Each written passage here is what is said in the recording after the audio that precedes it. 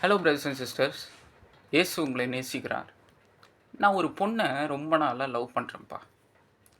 அந்த பொண்ணு ஏதாச்சும் ஒரு தேவைன்னா மட்டும்தான் எனக்கு ஃபோன் பண்ணுது, என்கிட்ட பேசுதே தவிர, நான் உங்களுக்கு ஃபோன் பண்ணி சாப்பிட்டியா அப்படின்னு ஒரு வார்த்தை கேட்டால் சாப்பிட்டேன்.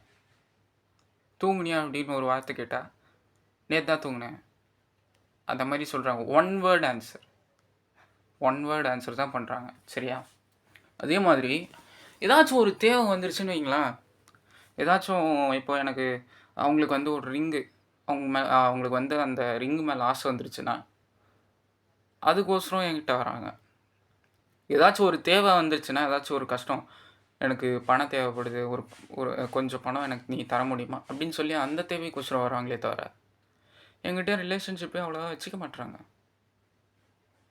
என் கூட போய் ஒழுங்காக பேச மாட்றாங்க. நான் அப்படியே அவங்க ஃப்ரீயாக இருக்கிற டைம்லையோ ஏதோ ஒரு டைமில் அவங்களுக்கு நான் ஃபோன் பண்ணால் கூட, நான் பிஸியாக இருக்கேன் கொஞ்ச நேரம், அப்புறமா நானே ஃபோன் பண்ணுறேன் அப்படின்னு சொல்லிட்டு அவங்க அடுத்த தடவை ஃபோனே பண்ணுறதில்ல.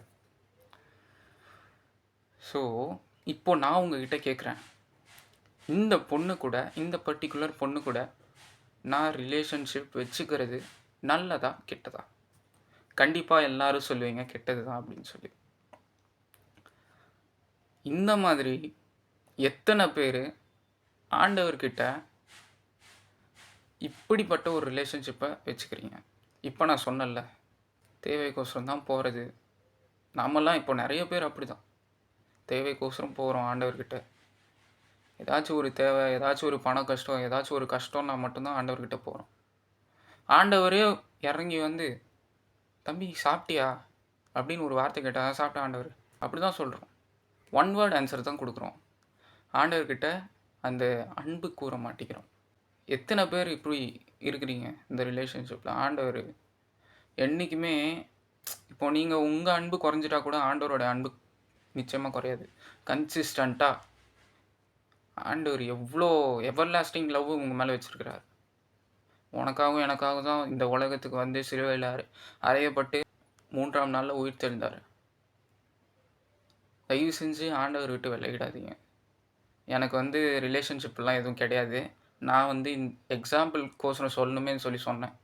இந்த மாதிரி ரிலேஷன்ஷிப் யார்கிட்ட ஆண்டவர் கிட்ட வச்சுருந்தீங்கன்னா இன்னும் கிட்டி சேருங்க. ஆண்டவருக்கு இன்னும் ரிலேஷன்ஷிப் வைங்க. அட்லீஸ்ட் 1 மணி நேரம் ஜெபம் பண்ணுங்க. ஏனென்றால் ஆண்டவராகிய இயேசு கிறிஸ்து நேற்றும் இன்றும் என்றும் மாறாதவராக இருக்கிறார். ஆமென்.